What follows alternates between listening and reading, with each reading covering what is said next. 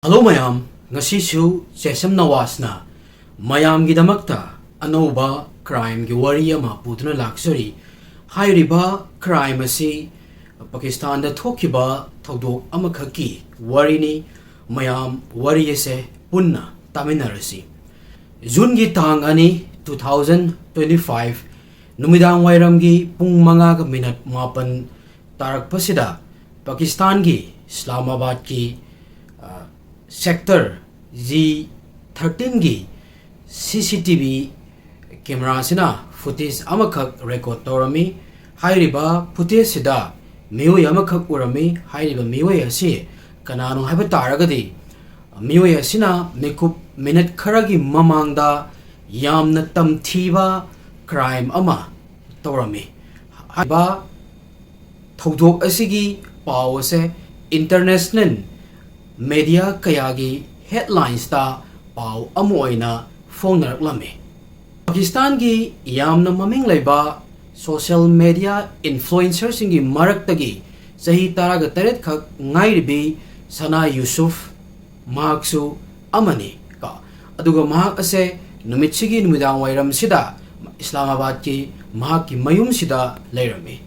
ngaheki mamangda mahaki mama ase yumgi award pa pochai khara leibnabani haidana market ta chatkirami aduga market ase yum sidagi yamna lapa oidabana maram oiraga mama sina yumdagi thokhraba matungda makhogi main gate ase kanamatana lok toramde yum sida changnaba chance ngaiduna nupa ama Sana Yusuf ki yumgi manak sida laiba napi mongsong sigi marak sida pung ahum marigi mamangdagi fammaga lotuna yum manung sida changnanaba ngaiduna leirami mamana marketa chatkhaba matungda yum sida leihoriba sa Sana Yusuf amadi mahaki anti Latifa Sahani get ase hangdoktuna leibana maram moiraga ngasa yum sida changnanabagi chance ngairiba nupa ase yum sigi manungda changnap ami aduga Sana Yusuf ki anti Latifa Sahasida Sana Yusuf kadai da leibage hanglami maduda anti sina tieromda isara tawraga mathaki floor da leibani hairami aduga Latifa Sahasina nupa se engamatamda yamna chahi nauriba nupa macha ama oibana maram oiraga Sana Yusuf ki mamanaba oiramgadra haina mahakna khalami nupa sina istiar se he kakat khibaga Sana Yusufu yamna kanna kaurami aduga mapanda thoraknaba hairami mikup kharagi matungda Sana Yusuf amade nupani sigi marakta marai taunaba kanna launaba se thoraklami somda anti Latifa Saha ground floor dagi ising glass ta haplaga stair se kakhalakpada mahakna wahi khara tarami madudi sanana nupasida nang saukhinu taptho aduga yam fazana gyan tana ising glass ama hana thakho hairami aduga nang mafam sida kaigumba ama phawba tawganu maramdi yumsigi manungda amadi yumsigi mapanda CCTV loinamak khillaga lei hainasu hairami masina sanagi masindagi thorakpa aroiba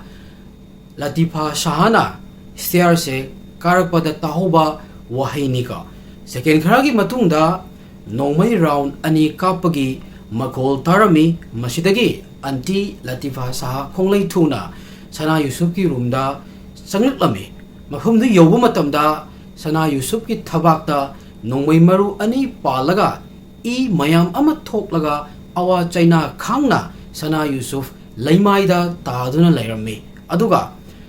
nupa asina floor mathakta taraga leiba Sana Yusuf ki phone asa laukhat ami aduga nongmai aduna anti Latifa Sahada nongmai gi machilado onchelaga kihalami aduga nupa asa mafam sidagi khonglei thuna chenkirami nupa sina chenkibasisu camera da loinamak record tawrami nupa sina Sana Yusuf ki magi thabakta nongmai maru ani kapsilami nongmai makol amadi mi langbagi makol tabadagi Sana Yusuf ki yumthangnaba mioi singa sa magi mayum sida changraklami minute kharagi matungda market ta chatkiba sana yusuf ki mama sisu halaklame aduga mahakna oiramliba fiam do ubada mahak ki thamoy ase yamna kairami aduga yamna thunamak sana yusuf hospital da purami adu makoina hospital da pubagi matam se thengman khibana maram moiraga laikan naba ngamdana sahi tara tare surabi sana yusuf ngasigi tabung pal sidagi thadoklame ei taraga tare khak suribi nupi macha amada kari karamba yeknaba amadi nungaitaba leibagi damaktano nupa hasina laklaga mayum maktada nomaina kaplaga halamlibasi aduga mahak sirba matungda pakistan gi miyoi kaya amana hana harauna rami masina kari maramgi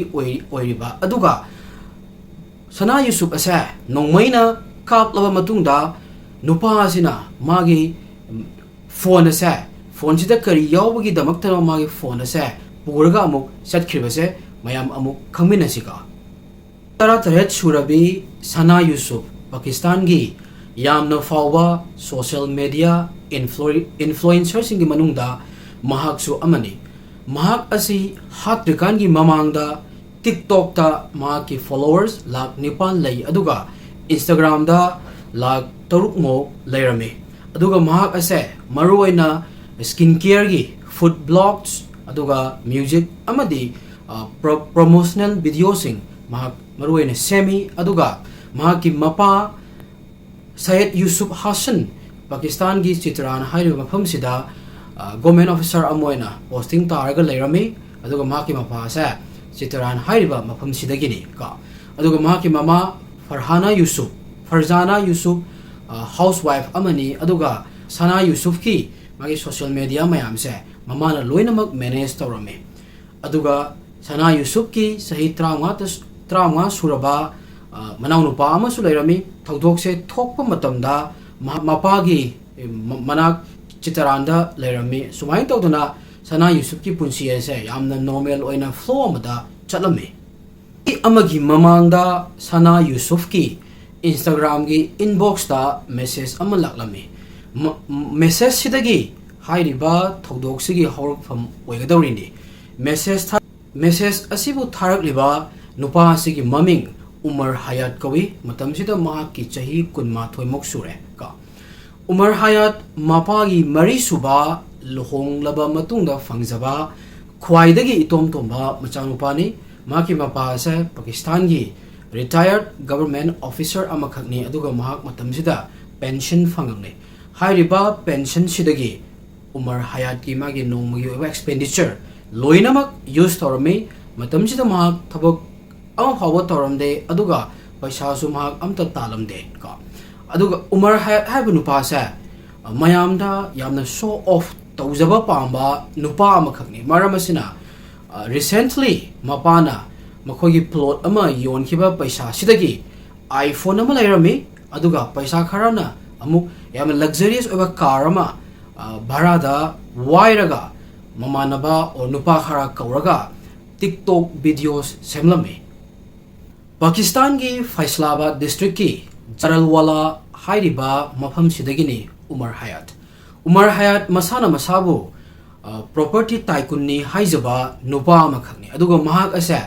paisa yamna paiba ina khunba imungi macha mayamgi mityengda manabagi damakta ayamba matamda mahak ki videos ase Pakistan gi khara develop oiba mafam singda chatlaga video semlamika video semba matamda mahaki background da yauriba bungalow amadi luxury car mayam asa mahakini haina mayamda hairami aduga mahaki sangsara sa masin thiba oida padaba mayamna question laga lairami mahaki social media da utliba yauriba mayam sa asengba achumba ama phawba oiramde mahaksi masin thiba mi amakhak natana akoigi mahaki nature se mayamna pamnadaba mo oirami mahaki nature sina maram oiraga mahaki laikai gi miyoi singa se awabo amo oirami aduga pet collaboration to shoot amadi music ki nama sida mahakna Instagram da nupi kaya amada inbox da message tharami aduga makhoi ga punna videos kaya amasu mahakna semlammi mai tawdana nongmadi Umar Hayati magi mityeng se Sana Yusuf ta tare adubu Sana Yusuf hairiba nupi macha se madi yamna popular oiba maram oiraga mamang da mag nupi atopa singda trick toba adumadi magna chatnaroi haba se mag masana khanglammi madudagi yamna fazaba mongda Sana Yusuf ki Instagram gi inbox da kogi brand deal gi matang da tawraga message oina tharami hayatna masase influencer amani aduga yamna ina khunba imung amagi machani haina su magna introduce tharami kanagumba amana magi profile se Instagram gi profile se yengba taragadi loinamak na mahapu paisa paiba ina khunba imungi machani haba se khangani ka aduga social media influencer amada kogi brand deal gi message lak ba haba se masi normally sumai tawdana Sana Yusuf na su Umar Hayat ki message se normally oina lawrami aduga maka pau founderami ko na pau se founder ba matungda Umar Hayat na maki wakhal se yam wang na sagatlami aduga mamangda nupi kaya ama mana message tharo matungda makhoina magi manakta photo videos namna ba lakpa dumaina Sana Yusuf so lakani haina khalami adubu magi mana khaliba sigi oina taina bada Sana Yusuf na magi proposal asa reject toroklami Sana Yusuf na thengna se yarak tabadagi Umar Hayat matau karam na Sana se thengna gani haibagi wakhal sida tawraga lerami maram asina mahakna pambai kaya ama senarami hairiba pambai sing adugi maraktagi pambai ama oina mahakna nongma Sana Yusuf ki inbox da message ama tharaklami message ki waroldi mangonda yamna fazaba brand gi offer amalai hairiba brand gi offer se nangna su pambo igani aduna hairiba offer gi matang da discuss tawnabagi damakta nanga thenaba pami haina Umar Hayat na message tharaklami ka masida Sana Yusuf na yamna fazaba mongda mahaki schedule se yamna tight oi ma yamna busy oi ma ka thenaba pamde haina amuka su hana reject tawrami sumaina mana reject tawrokpagi wari se Umar Hayat na maki mamanaba singda su loinamak tamlami ka Sana Yusuf na amuk hana reject torokpa sida Umar Hayat cha Sana Yusuf sida obsession oiba se hangalai ko Sana Yusuf pu nungsiba pambagi nataba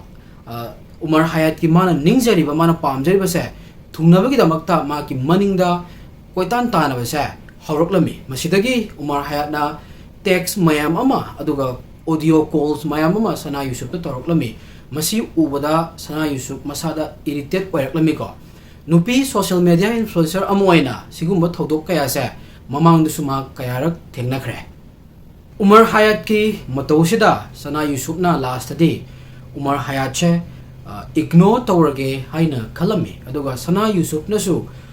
magi site ge mistake ama tawrami madudi ahanba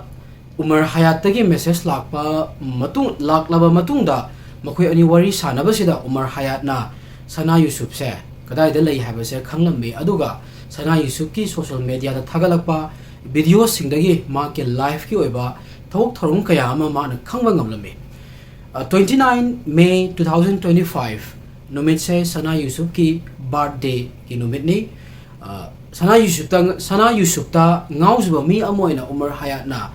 gift kaya ama romga loina na Islamabad ki pindagi Fortuner ama bharado wairaga maki mafam Jaralwala sidagi kilometer chahumga kunchani thoi lapa Islamabad ki Sanagi yumgi gate sida yoroklami Umar Hayat na Sanagi yung sigi gate sida yorokle pau tabada mak sok chatlami Sana Yusuf na Umar Hayat che maki mayumda laklawa fawbada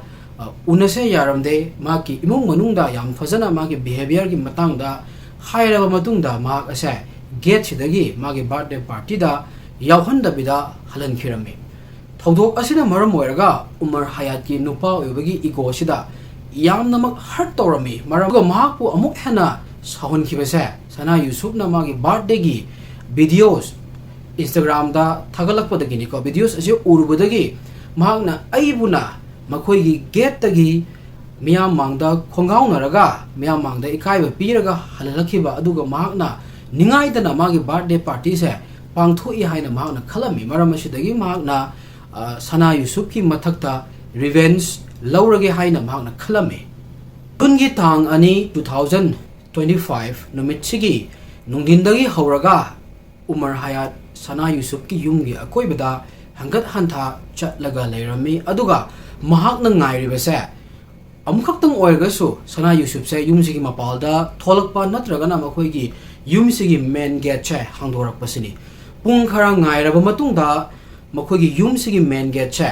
mamadu market chatnabagi damakta thoraklami aduga mahak market chakraba matungda yumase kanawtna lok toramde masidagi Umar Hayat yumasigi manungda changlak Sana Yusuf ki ka tamna laklami mahakna changlakpa matamda Sana Yusuf ki anti Latifa Saha nupa si masak khangdabana maram oiraga amadi ma ki chahiye se yamna angang oibana maram oiraga Sana Yusuf ki mamanaba maku unaba lakpo oiramgani khanbadagi kaigumba ama phawba hangjelude Umar Hayat ma ki wakhalda chapchana Sana Yusuf se hat uragi haina khallaga lakpana maram oiraga ma ki masada kogi nongmai piston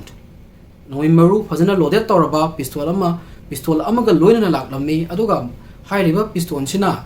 Sana Yusuf ki thabakta nongmai maru ani kapsalaga ma hatlami ko thawdok se thokhraba matungda hairiba thawdok se imungsigi misina kanana tawbuno haibase khanglamde maramasina makoina police ta FIR paana matamda mayai oirap uwangba masa paba fruit mabu machugi fruit litpa aduga trouser ma set nupa amani haina makoina FIR da pallika masidagi police na haiba nupa sigi masak se khangnabagi damakta manak nakpada leba CCTV camera chamaga trahom doigi footage se review toro matungda makoina faisla ta chalami ka isna mafam sida yawrba matungda mafam tare nipanda red chatharami aduga pung kun chupna thiba humba chatharba matungda jarwala dagi sana butamthina hatliba Umar Hayat police na farami police na faba matamda mangondagi piston sima recover tawre aduga sanadagi munkhiba sanadagi puro chatkhiba phone dumasu police na fanglami ka aduga hauji police na matau karamna Umar Hayat na hairiba pistola se kadaidagi kanana pirappuno haibasimadi hauji investigate tawraga leiri Umar Hayat na sanagi phone se puraga chatkibagi maramde mamangda mahakna thakiba message mayam tawkiba call mayam do delete tawnabagi damaktani aduga Sana Yusuf siba matamda Pakistan ki miyoi kayama harawrami ka kaigin haba taragadi kogi mogi culture da nupi amana social media da tholakaga videos kayama nammaga thagat paibase masi makoigi culture gi wangmadani makoigi religion gi wangmadani hana makoina khalleba ko masi makoigi wakhaloni ko aigi ebo wakhaldadi masi kaisu harawni ngai lete ko migi apambani ko aina nangna thinguba ngambanate aduga videos namin na si haiba yadamagi damakta mioi ama laga mi amagi punsibu khangu thakta mangan baibasa masi yamna tamthiba thodok amani masi akoina kaisu sogotham thokte baka sumayan tabu targadi matung du kaya amar hana tholokpa yabagi chance leba me masi agi wakhaloni ka adu hojik case investigation da lai ko thodok si thokpa kuidri ado saitagi haijaning badi kwaidagi hana maximum punishment hairiba murder sigi matang sida Pakistani saitagi ko court tagi pihanningi masini ngasigi ai crime gi wari si mayam na ai crime gi wari se support to view ngasigi di matang ngasira shinjarage thank you everyone